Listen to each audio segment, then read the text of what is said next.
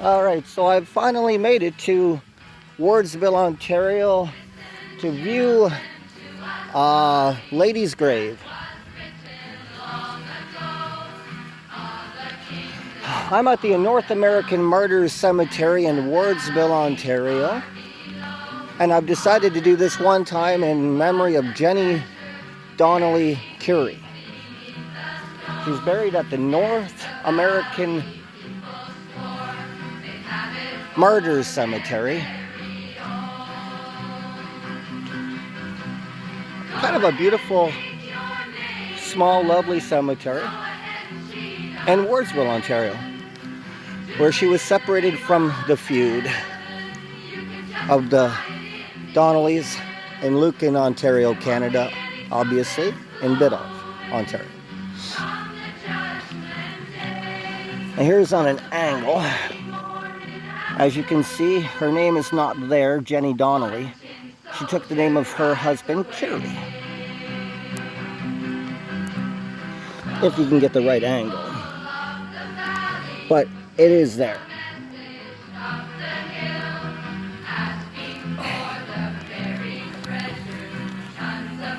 So on that side it says Curie, and Jenny's on the other side. Poor lady. It's interesting because I just wanted to mention something that's always stuck in my head. In Ray Fazakis' book, The Donnelly Album, Ray Fazakis refers to a quote that Amelia Irving, the prosecutor in the case for the famous Donnelly murders that occurred in Lucan, and then the court case was held in London, Ontario, Canada, at the old barracks in London, Ontario, Canada.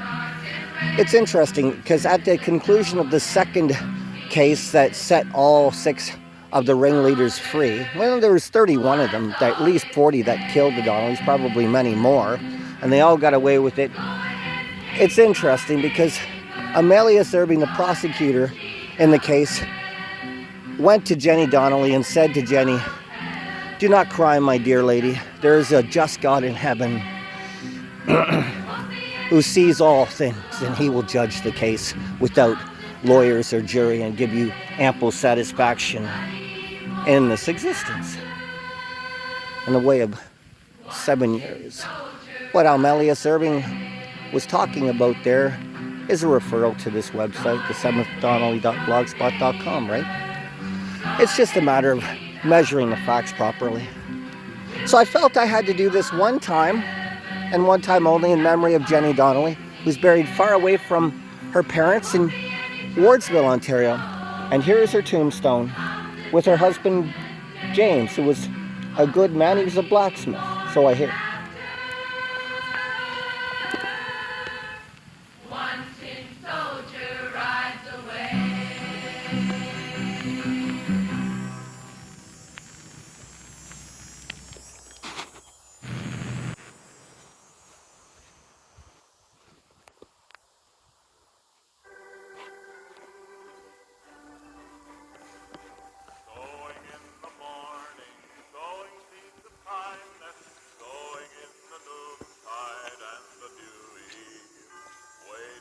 The harvest and It's the kind of a time of lovely reaping, we shall come rejoicing, bringing in the sheaves, bringing in the sheaves, bringing in the sheaves. See if we can get a better angle on We shall that. come rejoicing, bringing in the sheaves, bringing in the sheaves, bringing in the sheaves.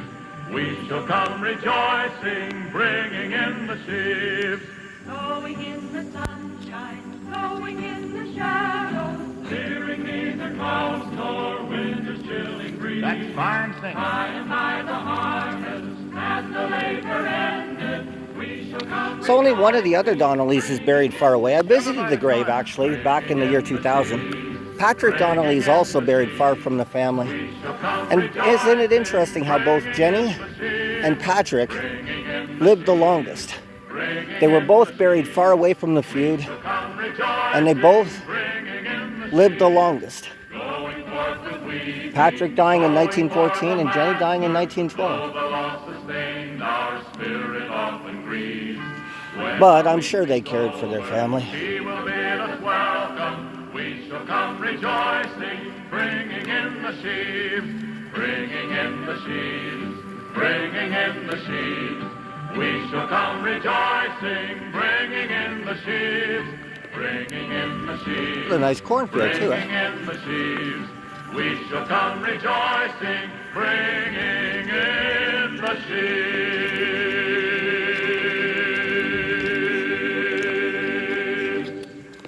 All right, that's that.